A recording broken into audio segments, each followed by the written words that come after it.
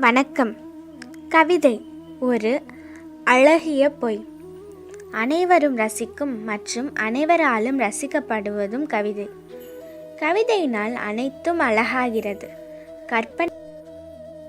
கற்பனைகளுக்கு எல்லை இல்லை என்பார்கள். கற்பனைகளின் எல்லையே கவிதை. இன்பங்கள் மற்றும் துன்பங்களின் வெளிப்பாடு கவிதை.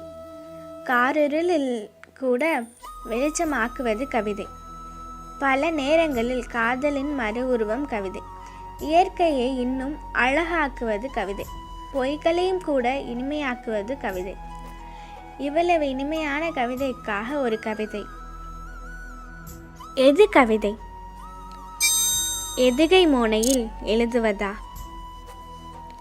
இல்லை, இலக்கணப்படி வடிவமைப்பதா? இல்லை, காதலினை வெளிப்படுத்தும் ஒரு முறையா? தமிழ் புலவர்களின் கற்பனை திறனா? நமது உணர்வுகளில் இருக்கிறது கவிதை. தாயின் இனிய தாலாட்டில் இருக்கிறது கவிதை. உடன் பிறப்புகளின் சண்டைகளில் இருக்கிறது கவிதை. பூக்களின் வாசத்தில் இருக்கிறது கவிதை. குயிலின் பாட்டில் இருக்கிறது கவிதை. மரங்களின் பசுமையில் இருக்கிறது கவிதை.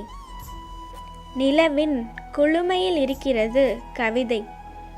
நண்பர்களின் சிரிப்பில் இருக்கிறது கவிதை. இந்த பிரபஞ்சமெங்கிலும் பரவி கிடக்கிறது கவிதை.